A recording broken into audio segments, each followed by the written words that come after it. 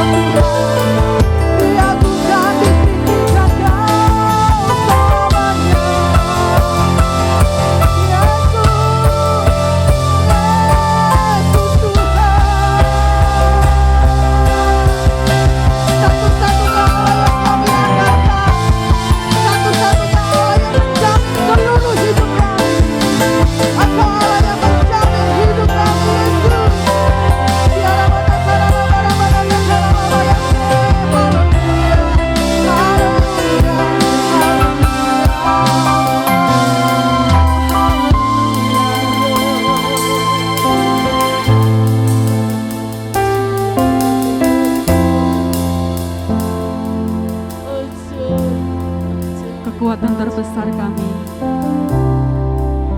hanya ada saat kami tinggal dalam hadirat Tuhan. Saat kami memuji, memuliakan nama-Mu Yesus. Engkau mengaliri hidup kami dengan sukacita, damai sejahtera yang daripada Engkau Tuhan. Terima kasih Yesus.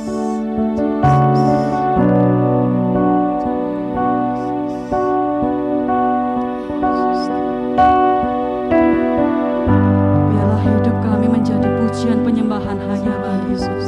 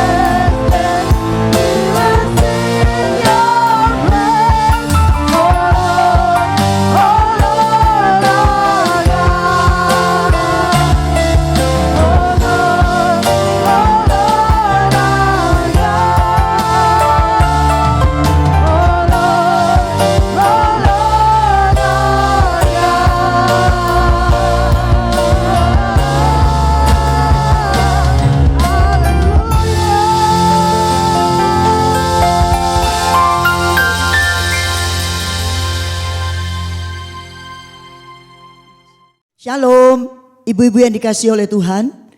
Hidup ini seumpama seorang yang menumpang sebuah biduk perahu mengarungi samudera luas dunia ini. Tak ada samudera yang tak bergelombang, tak ada laut yang tak berombak. Kadang ada angin topan menerpa perahu kehidupan kita. Ombak menyembur, air masuk dengan banyak. Kadang kita jadi begitu panik. Tuhan memang tidak pernah menjanjikan pelayaran yang tenang, tapi Tuhan menjanjikan pelabuhan yang aman dan tentram. Terbukti dalam Alkitab dikisahkan ketika Yesus berada bersama dengan murid-murid di dalam sebuah perahu menyeberang danau. Dan ada mengamuk topan. Mereka juga mengalami kepanikan. Dan berkata kepada Yesus, "Guru, tidakkah engkau peduli kita binasa?" Yesus bangun dan dia berkata, "Diam, tenanglah." Maka angin itu jadi reda. Danau itu menjadi teduh sekali. Dan ketika itu murid-murid menjadi takut dan sangat gemetar. Dan Alkitab mencatat di dalam Markus pasal yang keempat. Pada ayat yang ke-41. Mereka menjadi sangat takut dan berkata seorang kepada yang lain, "Siapa gerangan orang ini? Sehingga angin dan danau pun taat kepadanya." lewat badai topan. Murid-murid dibawa bertumbuh dalam pengenalan kepada Yesus. Sekarang mereka sadar bahwa Yesus adalah Tuhan penguasa atas alam semesta. Sehingga angin, badai taat kepada Yesus. Ibu-ibu yang saya kasih dalam Tuhan. Demikian juga dalam pengiringan kita kepada Tuhan Yesus. Tak akan pernah seorang pun dari antara kita yang bebas dari badai kehidupan. Barangkali itu hidup nikah yang sedang mengalami kekacauan. Barangkali itu keluarga, hubungan-hubungan yang retak. Orang tua dan anak, saudara bersaudara. Bisa juga dalam ekonomi, bisa juga sakit penyakit. Dan masih banyak yang bisa kita daftarkan merupakan badai yang mengempas perahu kehidupan kita. Tapi hari ini tema kita berkata, tegar di tengah badai. Ibu-ibu yang saya kasih dalam Tuhan, jangan pernah tanya mengapa ini terjadi. Seorang hamba Tuhan menuliskan, satu kata mengapa saja berarti kita sedang mencurigai Tuhan. Bahwa ia telah melakukan yang salah atau keliru dalam kehidupan kita. Padahal Allah tidak pernah salah dan tidak pernah keliru. Seharusnya yang kita pertanyakan, apa yang harus kita buat? Dan saya mau katakan kepada ibu-ibu sekalian, ada dua hal yang akan saya sampaikan lewat kesempatan ini. Apa yang harus kita buat supaya ketika badai itu datang, kita ada dalam keadaan yang kuat, yang tegar, yang teguh dan tidak tergoyahkan. Yang pertama, menanti-nantikan Tuhan. Alkitab mencatat dalam Yesaya pasal yang ke-40 pada ayat yang ke-31. Tetapi orang-orang yang menanti-nantikan Tuhan mendapat kekuatan baru. Mereka seumpama Raja Wali yang naik terbang dengan kekuatan sayapnya. Mereka berlari dan tidak menjadi lesu. Mereka berjalan dan tidak menjadi lelah. Apa itu menanti-nantikan Tuhan? Menanti-nantikan Tuhan itu bukan sekedar doa 3 kali sehari. Doa makan pagi, doa makan siang, dan doa makan malam. Bukan juga doa telegram seperti Petrus yang mau tenggelam dan dia berkata, Yesus tolong. Bukan juga sebuah doa yang mencari tangan Tuhan untuk menolong, untuk menyembuhkan, untuk membuat mujizat, dan untuk membukakan jalan dan seterusnya.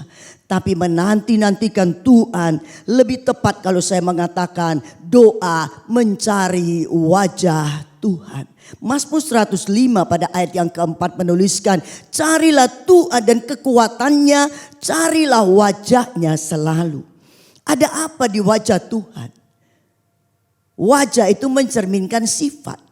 Dan kita tahu Alkitab mencatat Allah itu kasih. Di dalam Mazmur 119 ayat 135 bagian pertama saja saya baca. Sinarilah hamba-Mu dengan wajah-Mu. Pemazmur berkata meminta Tuhan menyinari dia dengan wajah Tuhan. Dan ketika disinari dengan wajah Tuhan, apa yang akan terjadi? Seorang hamba Tuhan mencatat, tidak ada kegiatan lain yang lebih penting dalam aktivitas kita, pengiringan kita kepada Tuhan, selain doa mencari wajah Tuhan, doa memuji menyembah Tuhan, menjalin keintiman keakraban dengan Tuhan. John Wimber berkata, keakraban dengan Tuhan itu adalah tujuan utama kekristenan. Ketika kita datang mengakrabkan diri kepada Tuhan lewat doa mencari wajah Tuhan, mengakrabkan diri, menjalin keintiman dengan Tuhan, disinarinya kita dengan wajahnya. Saya mau katakan sinar wajah Tuhan yang adalah kasih yang kuat seperti maut menyoroti hati kita. Niscaya semua yang ada dalam hati kita, perkara-perkara yang bertentangan dengan kasih, entah itu kelemahan, entah itu kekurangan, entah itu keterbatasan, entah itu segala kepahitan, kebencian, kedengkian, dan rupa-rupa sifat-sifat yang bertentangan dengan firman Allah. Mau tidak mau kita harus membuangnya satu persatu. Dan saya mau katakan disitulah kekuatan ilahi, kekuatan Allah boleh menggantikan semua keterbatasan kita.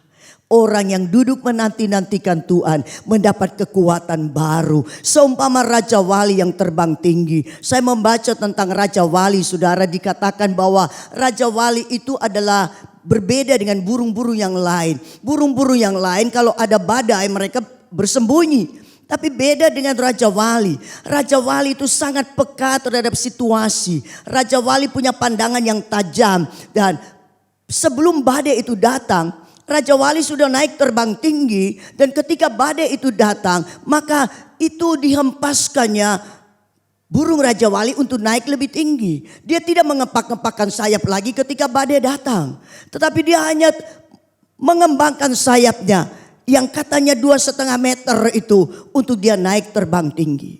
Dan saya mau katakan, ketika kita berada pada ketinggian dengan kekuatan ilahi, maka semua perkara-perkara yang ada, kejadian-kejadian, peristiwa-peristiwa yang merupakan perkara-perkara yang mau melemahkan kita, kita akan melihatnya semuanya jadi begitu kecil dibandingkan dengan kekuatan Tuhan. Sebab itu mulai hari ini saya mau katakan kepada ibu-ibu sekalian yang mengikuti perenungan firman Tuhan ini. Sebagai ibu rumah tangga kita sibuk dengan berbagai macam perkara. Tetapi biarlah kalau mau punya kekuatan sehingga tegar menghadapi badai. Mulai hari ini dan jangan tunda lagi besok. Mulai adakan waktu untuk bersekutu dengan Tuhan. Intim, akrab dengan Dia. Bukan hanya cari tangan Tuhan. Bukan doa ekspres, doa yang telegram. Tetapi menjalin hubungan intim, penuh cinta kasih kepada Tuhan yang sudah lebih dahulu mencintai kita. Dengan rela berkorban nyawa di atas kayu salib. Yang kedua, selain kita intim dengan Tuhan, dalam menanti-nantikan Tuhan dan mendapat kekuatan baru, Alkitab mencatat tentang 2 macam dasar. Di dalam Matius pasal yang ke-7 ayat 24 sampai ayat 25 dikatakan, setiap orang yang mendengar perkataanku ini dan melakukannya, ia sama dengan orang yang bijaksana yang mendirikan rumahnya di atas batu. Ayat 25, kemudian turunlah hujan, datanglah banjir, angin melanda rumah itu, tetapi rumah itu tidak roboh sebab didirikan di atas batu. Kita akan menjadi kuat ketika kita membangun rumah rohani kita di atas batu. Apakah itu? Yang kedua yang saya mau katakan, mendengar firman dan melakukannya. Maaf kata, kita sudah banyak dengar. Ribuan kali kita dengar. Tapi berapa yang kita lakukan di dalam kehidupan kita? Sebagai istri, Alkitab bilang kita harus tunduk kepada suami. Bagaimanapun juga situasinya, istri tunduk kepada suami. Bagaimana seorang ibu harus mendidik anak-anak demi takut akan Tuhan. Dengan disiplin, kasih, dan dengan adanya kasih, teguran-teguran, didikan-didikan. Tapi apakah kita memperhatikan itu semuanya? Hari ini pertanyakan diri saudara, di manakah anak-anak kita berada? Mari ibu-ibu, dengar firman dan taat melakukannya. Kita adalah orang-orang bijaksana. Turun hujan, banjir naik, angin melanda. Itulah ujian cobaan. Badai kehidupan itu datang. Kita tetap kuat di dalam Tuhan. Kita tidak akan dirobohkan. Kita tidak akan digoyahkan. Kita akan teguh berdiri dan nama Tuhan dipermuliakan. Hari ini saya akan membaca untuk saudara juga di dalam Ulangan pasal yang ke-28. Ayat 1, ayat 2 dan ayat yang ke-13. Jika engkau baik-baik mendengarkan suara Tuhan Allahmu dan melakukannya dengan setia segala perintahnya yang kusampaikan kepadamu pada hari ini, maka Tuhan Allahmu akan mengangkat engkau di atas segala bangsa di bumi. Segala berkat ini akan datang kepadamu dan menjadi bagianmu jika engkau mendengarkan suara Tuhan Allahmu. Ayat 13. Tuhan akan mengangkat engkau menjadi kepala dan bukan menjadi ekor. Engkau akan tetap naik dan bukan turun apabila engkau mendengarkan perintah Tuhan Allahmu yang kusampaikan pada hari ini, kau lakukan dengan setia. Perhatikan ibu-ibu sekalian, mendengarnya harus baik-baik.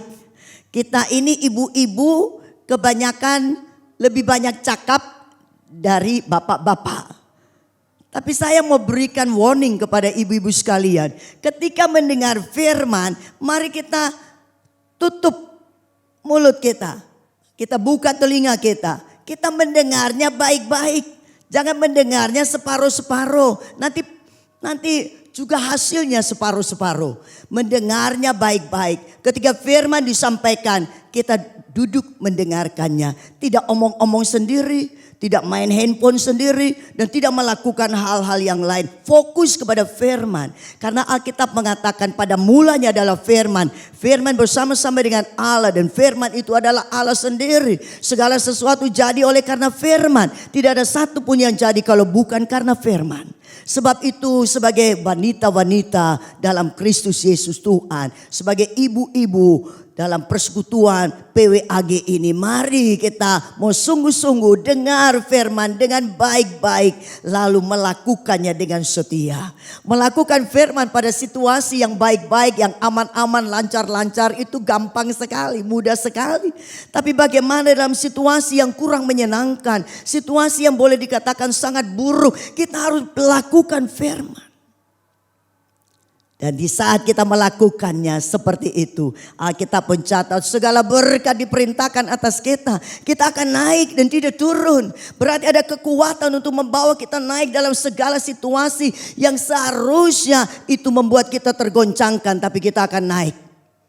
Kita akan jadi kepala dan tidak jadi ekor.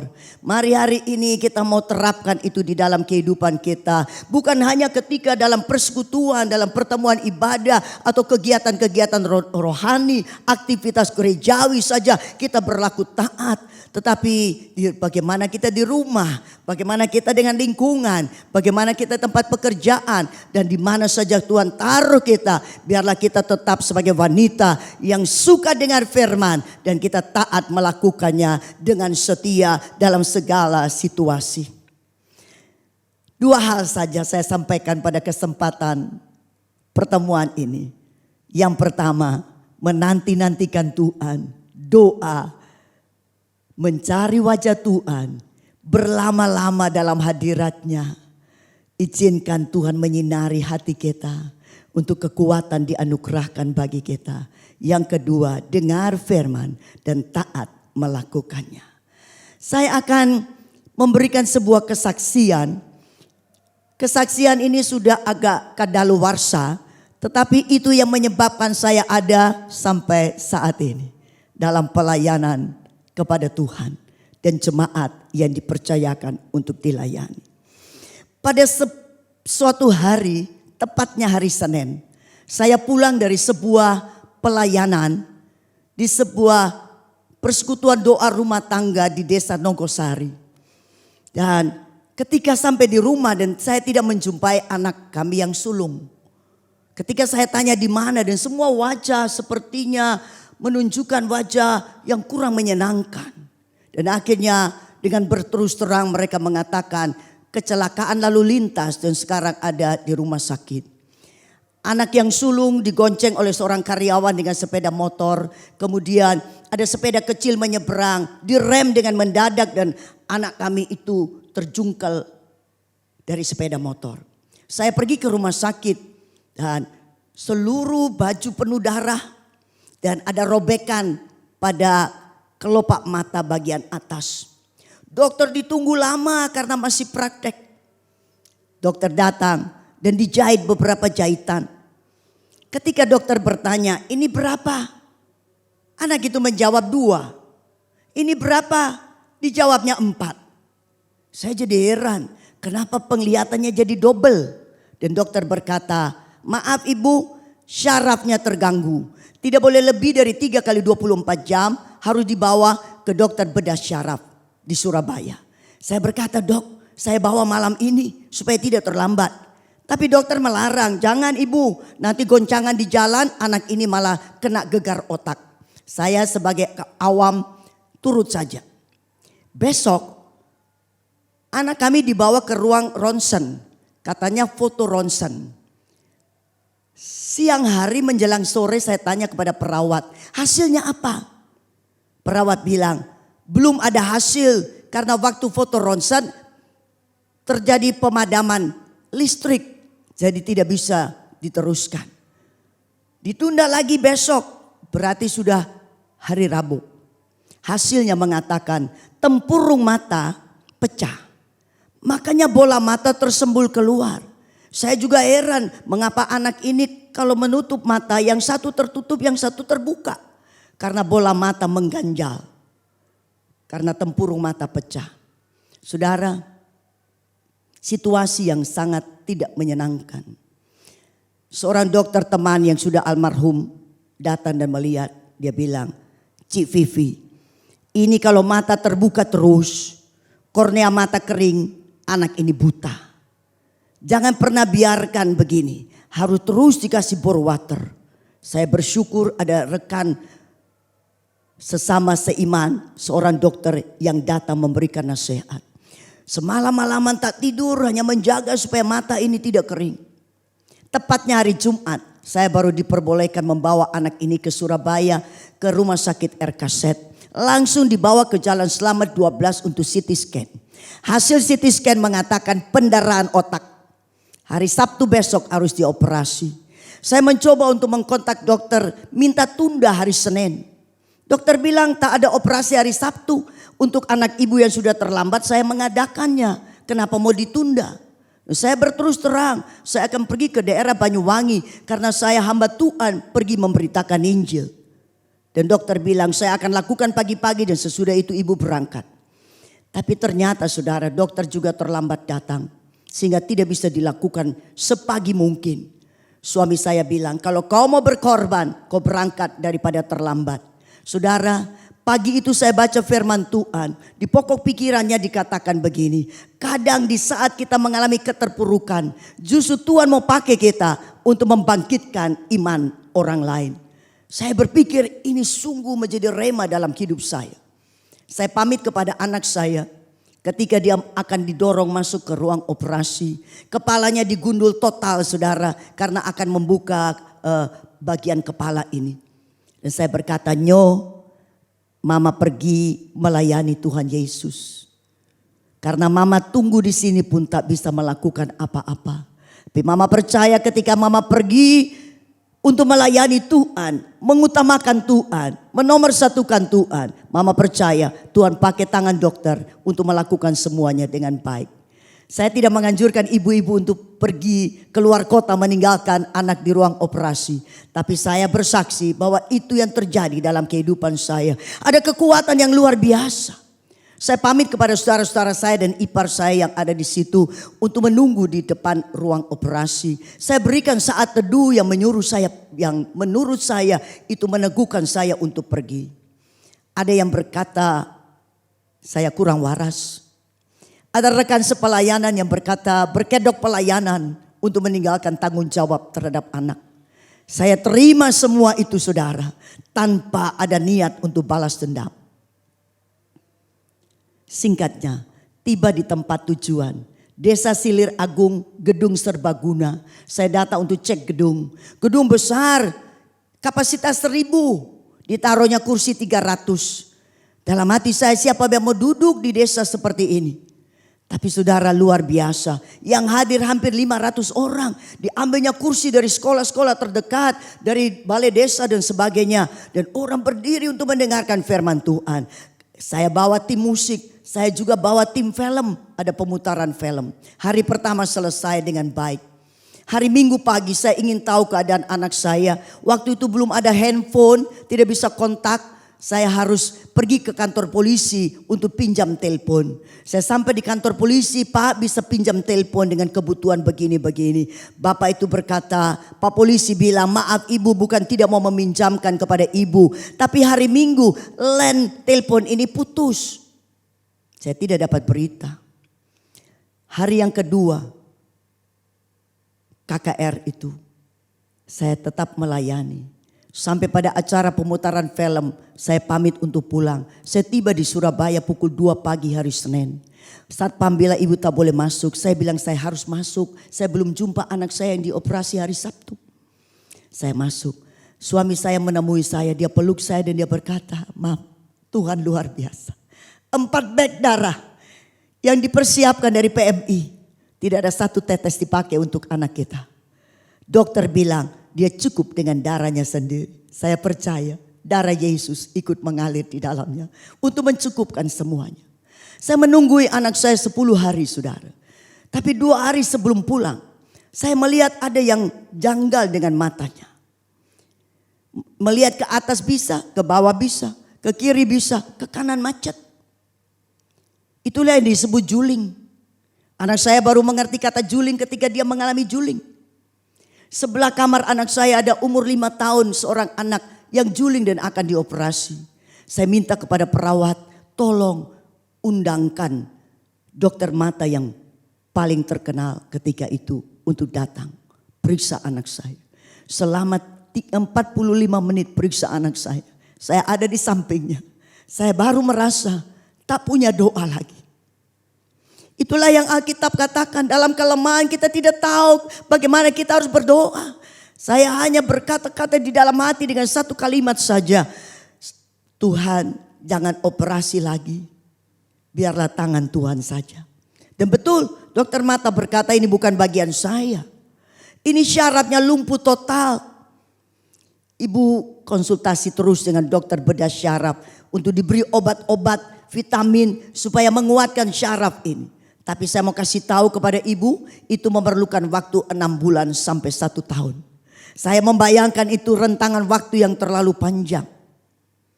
Kemudian anak boleh dibawa pulang.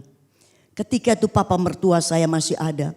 Setiap kali datang ke rumah dan melihat anak saya di kamar dan dia tak mau masuk. Dia bilang, Vivi, papa sudah tahu.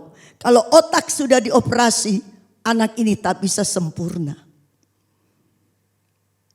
Tapi saya tetap mengangkat hati saya mempercayai bahwa Tuhan bisa melakukan sempurna bagi anak saya. Saudara, 2 bulan kemudian saya mencoba memanggil anak saya dari sebelah kanan. Dan kedua bola mata bergerak. Saya melompat, saya bilang, Tuhan Yesus, Engkau ajaib. Tidak perlu tunggu 6 bulan. Tidak perlu tunggu 1 tahun seperti kata dokter. Dalam waktu 2 bulan. Anak itu sembuh. Kedua bola mata bisa bergerak. Belum waktunya kontrol kepada dokter bedah syaraf. Saya bawa kontrol lebih awal. Dan saya berkata, dokter, kedua bola mata bisa bergerak dengan sempurna. Dari mulut dokter itu keluar sebuah perkataan. Kalau syaraf lumpuh bisa difungsikan kembali dalam waktu 2 bulan. Itu hanya bisa terjadi karena mujizat. Dokter yang mengoperasi ini adalah dokter bedah syaraf. Dia non-Kristen. Tapi dari mulutnya berkata ini mujizat. Ibu-ibu yang saya kasih dalam Tuhan. Tanpa berpikir itu keluar dari mulut saya sebuah natsar. Tuhan, kemana Engkau utus aku pergi? Aku akan memberitakan perbuatan-perbuatan besarmu. Supaya lebih banyak orang tahu dan percaya kepada Tuhan Yesus. Sebab itu kalau saya ada sampai hari ini melayani Tuhan. Saya mau katakan berawal dari badai yang mengempas perahu kehidupan saya. Dan begitu luar biasa. Tetapi saya mau katakan Tuhan tidak pernah melebihkan dari kekuatan yang dianugerahkannya kepada saya. Hari ini mungkin ibu-ibu dalam keadaan aman-aman saja. Tapi dengarkan saya. Kita tidak akan pernah luput yang namanya badai, topan, ujian, pencobaan atas kehidupan kita. Untuk membawa kita dalam proses. Untuk kita bertumbuh dalam pengenalan kepada Tuhan Yesus Kristus. Menjadi lebih dewasa dan karakter-karakter Allah terbentuk dalam kehidupan kita. Saya ada sampai hari ini. Sekali lagi saya mau katakan. Itu diawali dari sebuah badai yang mengempas perahu kehidupan saya. Sebab itu ibu-ibu kalau menghadapi badai. Tetaplah kuat dan teguh di dalam Tuhan. Karena Alkitab mencatat kepada kita sekalian. Di dalam Roma pasal yang ke-8. Pada ayat yang ke-35 sampai pada ayat yang ke-37 mengatakan seperti ini. Siapakah yang akan memisahkan kita dari kasih Kristus? Penindasan atau kesesakan atau penganiayaan atau kelaparan atau ketelanjangan atau bahaya atau pedang. Seperti ada tertulis, oleh karena engkau kami ada dalam bahaya maut sepanjang hari. Kami telah dianggap sebagai domba-domba sembelihan. Tetapi dalam semuanya itu kita lebih daripada orang-orang yang menang oleh Dia yang telah mengasihi kita. Bukankah Yesus lahir, Dia mati, dikuburkan, tapi Dia bangkit, Dia naik ke surga, Dia hidup, dan Dia memberikan kehidupan kepada kita sekalian. Sebuah kehidupan yang berkemenangan atas semua ujian dan badai yang datang dalam kehidupan kita. Berbahagialah ibu-ibu sekalian yang mendengarkan firman pada kesempatan ini. Menyimpan di dalam hati, menjadi perenungan siang dan malam. Dan kita berkemenangan bersama dengan Tuhan. Mari kita tunduk kepala di dalam doa.